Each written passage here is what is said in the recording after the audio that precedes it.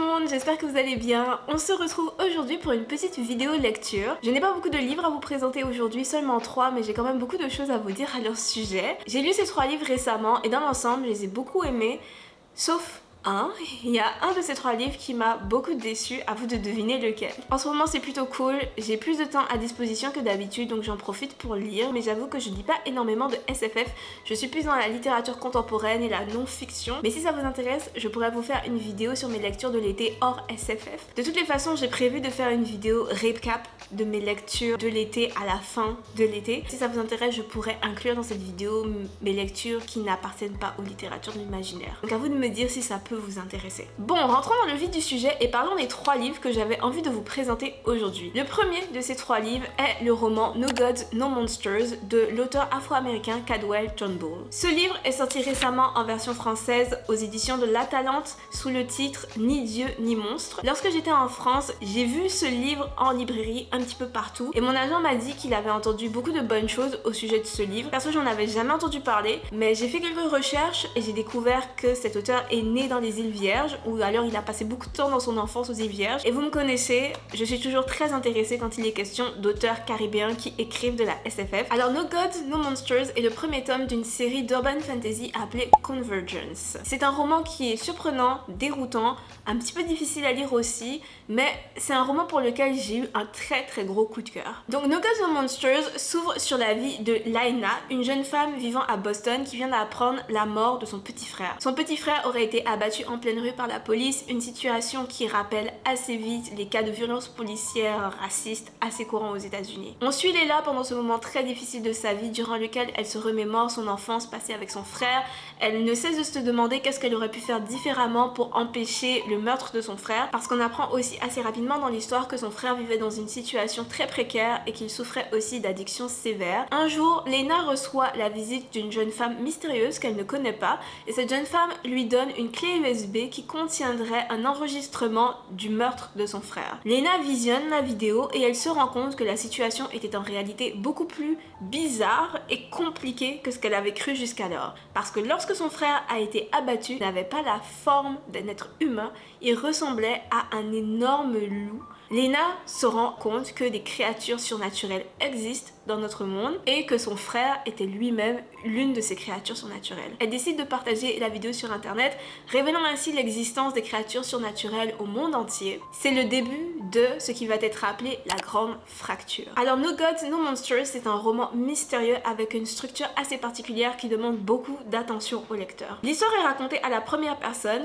mais le narrateur se montre très discret pendant presque toute la durée de l'histoire. Pendant une grande partie de l'histoire, on a l'impression de lire un livre écrit à la 3e personne interne. Ce narrateur est capable de se glisser dans la peau et dans la tête des différents personnages de l'histoire et de raconter l'histoire de leur point de vue comme s'il était lui-même ces personnages. On a donc dans ce roman une combinaison très particulière entre une première personne omnisciente et une 3e personne interne qui rend l'histoire à la fois très difficile à suivre et très intrigante. Je trouve ça super drôle d'être tombée sur ce livre juste après avoir fait mes vidéos sur les points de vue narratifs parce que ce roman illustre parfaitement comment on peut utiliser les points de vue narratifs pour écrire une histoire plus intéressante et pour créer du mystère et de la tension dans un roman. Parce que finalement, l'intrigue de No Gods, No Monsters est pas hyper originale. C'est en fait une intrigue assez classique pour de l'urban fantasy. Les humains cohabitent avec des créatures surnaturelles depuis la nuit des temps, mais ils n'en sont pas conscients. Subitement, l'information est révélée et on découvre que des sociétés hyper secrètes veulent continuer d'étouffer la vérité pour des raisons nébuleuses. C'est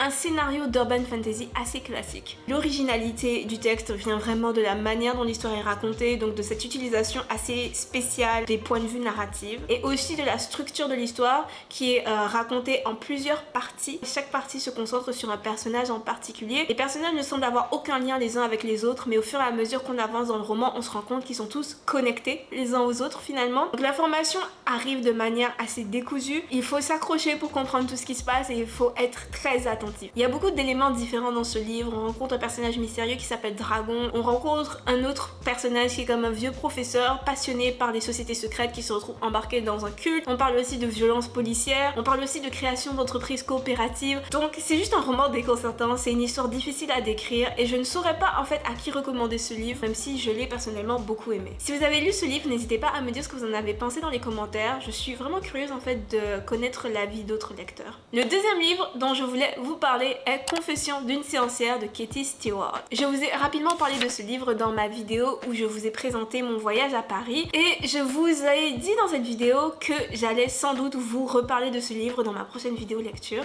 Donc nous y sommes, promesse tenue. J'ai lu Confession d'une séancière, je l'ai lu sur plusieurs semaines parce que c'est un recueil de nouvelles, donc j'ai pris mon temps et j'ai adoré. Donc Confession d'une séancière, c'est un recueil de nouvelles fantastiques rédigé par Katie Stewart, une autrice martiniquaise. Le recueil rassemble 18 nouvelles, 19 si on compte la dernière nouvelle du recueil, mais perso je ne la compte pas parce que c'est la traduction en créole de la première nouvelle. Donc 18 nouvelles, toutes intercalées de poèmes. Les textes sont inspirés de plusieurs légendes martiniquaises et on peut y retrouver différentes créatures surnaturelles appartenant au folklore martiniquais, comme par exemple le Dorlis, le Soukounian, la Diablesse, Maman de l'eau, Papa de l'eau, etc.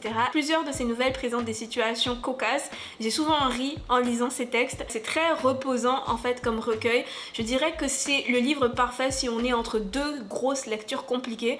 C'est l'ouvrage parfait pour décompresser et penser à autre chose. Donc comme à chaque fois que je vous parle d'un recueil de nouvelles, j'aimerais vous présenter mes nouvelles préférées. Cette fois-ci j'en ai sélectionné 3. Il n'y a aucun texte que j'ai vraiment plus aimé que les autres. Dans l'ensemble c'est un recueil assez solide parce que pour moi ce sont tous de très bons textes et sont tous à peu près au même niveau de qualité. Ceci étant dit, j'ai quand même choisi mes textes préférés. Et les textes que j'ai choisis sont Pied-Poutette, Paninon et Mardi Gras. Pied-Poutette, c'est une nouvelle qui parle d'une jeune femme qui souhaite travailler dans une entreprise de pompes funèbres. Donc elle va visiter une entreprise de pompes funèbres et l'un des employés lui dit « Allez, pourquoi tu n'essayes pas de t'allonger dans l'un de nos cercueils ?» Elle s'allonge dans le cercueil, sauf qu'elle s'allonge pas dans le bon sens. Elle se retrouve maudite. Donc toutes les nuits, des esprits viennent grignoter ses orteils. Du coup, cette pauvre jeune femme se retrouve à chercher désespérément un médium capable de l'aider et d'expliquer aux esprits qu'elle n'est pas leur ennemi et qu'elle n'a pas fait exprès de s'allonger dans le mauvais sens dans un cercueil. Je ne connais pas la légende qui a inspiré cette nouvelle-ci, donc je l'ai trouvée très originale et j'ai beaucoup aimé la lire. La deuxième nouvelle que j'ai beaucoup aimée est Mardi Gras. Alors c'est une nouvelle qui est un petit peu plus descriptive que les autres et moi, vous savez que j'aime les textes très descriptifs. Dans cette nouvelle, on découvre un petit peu le carnaval martiniquais et l'ambiance de la nouvelle est beaucoup plus vivante que dans les autres textes du recueil. Et enfin, la troisième nouvelle que j'ai choisie, c'est la nouvelle Paninon, une nouvelle qui parle d'un jeune enfant qui s'appelle Fabien qui donne son nom à une maman de l'eau un jour alors qu'il est en train de s'amuser près d'une rivière. Plus âgé, il retourne près de cette rivière et il rencontre la maman de l'eau qui se souvient de son prénom et tous les jours, à partir de ce moment-là, il a envie de retourner près de la rivière. Et à chacune de ses visites, la maman de l'eau s'abreuve de son identité et de son énergie. On sait déjà qu'est-ce qui va arriver avant d'arriver à la fin de la nouvelle, du coup la chute est assez prévisible,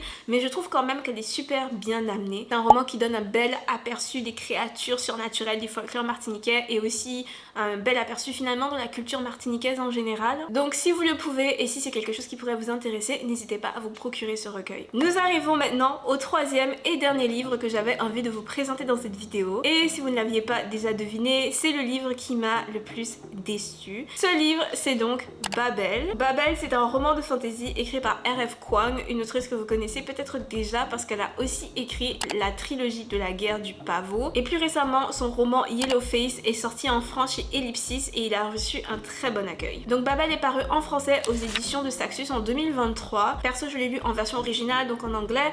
Donc il se pourrait que j'utilise des termes qui ne soient pas les bons termes en français. Si c'est le cas, n'hésitez pas à me corriger dans les commentaires. Ça fait hyper longtemps que je voulais lire Babel. D'ailleurs, j'ai acheté le livre il y a super longtemps. La raison pour laquelle j'avais si hâte de lire ce livre est parce que je n'en ai toujours entendu que du bien. Alors Babel se présente comme de la fantasy historique. L'histoire prend place au 19e siècle durant les années de gloire de l'Empire britannique. Une note au début du roman écrite par l'autrice nous signale que cet univers est similaire au nôtre en tout point, à l'exception du fait que les personnages de cet univers sont capables d'utiliser de la magie, une magie qui s'appelle en anglais le silver walking et en français l'argentogravure. Robin, le personnage principal de l'histoire, est un jeune orphelin recueilli à Canton par un illustre professeur de l'université d'Oxford, donc le professeur Lovell. Le professeur Lovell recueille Robin à Canton et il ramène Robin à Londres où il lui fait prendre plusieurs cours de langue, donc des cours d'anglais, des cours de latin et des cours de grec. L'objectif du professeur Lovell est que Robin puisse entrer à l'institut de traduction d'Oxford, aussi appelé Babel, parce qu'il aimerait que Robin devienne un argentograveur. Et pour devenir un argentograveur, Robin a besoin de savoir parler parfaitement le mandarin, mais aussi l'anglais, le latin et le grec. L'histoire passe assez rapidement sur l'enfance de Robin, donc il passe son enfance à assister à des cours de langue. Il rentre à Babel, il rentre à Oxford, et à Oxford, il se rend compte que l'Empire britannique se sert de l'argentogravure pour asseoir sa domination au détriment de ses territoires colonisés et des classes défavorisées de la société. Robin va être très rapidement forcé de prendre une décision. Va-t-il soutenir l'Empire britannique en devenant argentograveur pour l'Empire, ou va-t-il se dresser contre l'Empire? Le système magique de Babel se base sur la traduction et sur l'idée qu'il y a toujours quelque chose qui se perd dans une traduction. Un argentograveur, donc une personne qui fait de l'argentogravure, grave un mot dans une barre en argent. De l'autre côté de cette barre en argent, l'argentograveur va graver la traduction de ce mot dans une autre langue. Le sens qui se perd dans cette traduction est ce qui crée la magie. Il se peut que le sens perdu soit relié à l'étymologie du mot ou alors au fait que dans une langue, le mot puisse avoir plusieurs significations mais seulement une seule signification dans l'autre langue. Le sens qui se perd dans cette traduction, la barre en argent va le manifester. Pourquoi l'argent? Je ne sais pas exactement, c'est pas vraiment expliqué dans le livre, mais l'argent a la capacité de manifester le sens perdu dans les traductions. J'aime beaucoup le concept derrière ce système magique, un système magique basé sur la traduction, l'étymologie et les langues, c'est super original et intéressant, donc j'aime quand même beaucoup l'idée derrière le système magique. C'est juste que son utilisation, ses règles, le livre se passe dans un univers très similaire au nôtre. La seule différence entre notre monde et ce monde est que les personnages peuvent utiliser la magie. La puissance de l'Empire britannique reposerait sur l'argentogravure. Mais bizarrement, cela n'a eu aucune conséquence sur l'histoire. Les événements historiques de ce roman sont exactement les mêmes que dans notre monde, malgré le fait que depuis la nuit des temps, les humains ont la possibilité d'utiliser l'argentogravure pour faire de la magie. Pour moi, l'univers de Babel n'a pas beaucoup de sens. Passons maintenant aux personnages de l'histoire. Donc les personnages, c'est sans doute l'aspect qui m'a le plus déçu pendant ma lecture. Je les ai tous trouvés assez peu développés, voire parfois même un petit peu caricaturaux. Donc Robin, qui est le personnage principal, c'est un personnage passif et effacé. À aucun moment je n'ai eu l'impression d'avoir sous les yeux un personnage avec des objectifs et une motivation logique. Pourtant Robin est un personnage avec beaucoup de potentiel puisque c'est un orphelin qui a été arraché à sa terre natale par un homme anglais raciste qui le considère comme un sous-homme. Robin se cherche une place, il ne sait pas trop à quel pays il appartient, il ne sait pas s'il appartient à la Chine, il ne sait pas s'il appartient à l'Angleterre. Mais malheureusement, ce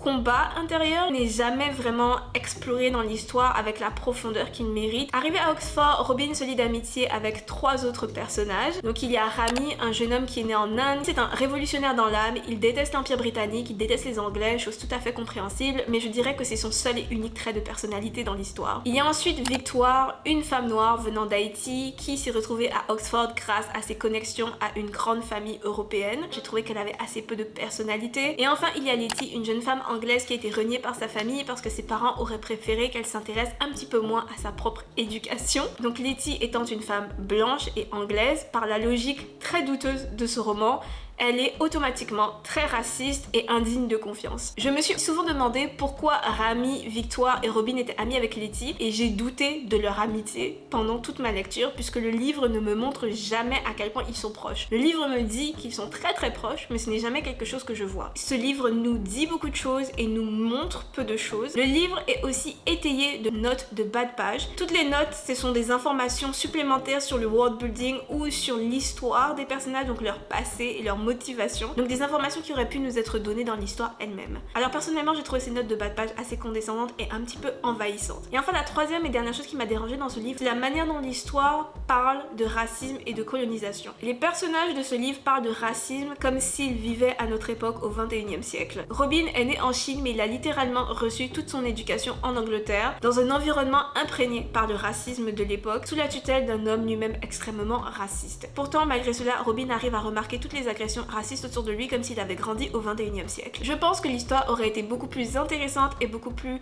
nuancée si Robin avait lui-même souffert de racisme intériorisé. Rami, Robin et Victoire ont grandi dans un système colonial et dans des environnements extrêmement privilégiés. Donc leur manière de se comporter est juste bizarre compte tenu du contexte historique dans lequel le livre se déroule. En conclusion, je n'ai malheureusement pas été très convaincue par Babel. Je trouve que c'est un livre qui a beaucoup de potentiel. L'idée du système magique basé sur la traduction, l'étymologie, l'idée d'une école où on apprend la traduction et l'étymologie pour pouvoir pratiquer cette magie. Vous savez que j'adore les histoires qui prennent place dans des écoles, qui plus est à Oxford, qui est une école qui m'a été vendue par Philip Pullman quand j'avais 11 ans. Donc dans l'ensemble, je trouve que Babel, c'est un livre avec beaucoup de potentiel, c'est un livre que j'aurais pu beaucoup aimer, mais j'ai juste pas accroché à l'histoire. Je suis curieuse de vous entendre sur ce livre si vous l'avez lu, donc n'hésitez pas à me dire ce que vous en avez pensé. C'est la fin de cette vidéo, juste à temps parce qu'il me reste pratiquement plus de batterie, donc j'espère que cette vidéo vous aura plu, j'espère que vous l'aurez trouvée intéressante. N'hésitez pas à liker la vidéo si elle vous a plu et on se retrouve très prochainement pour une autre vidéo.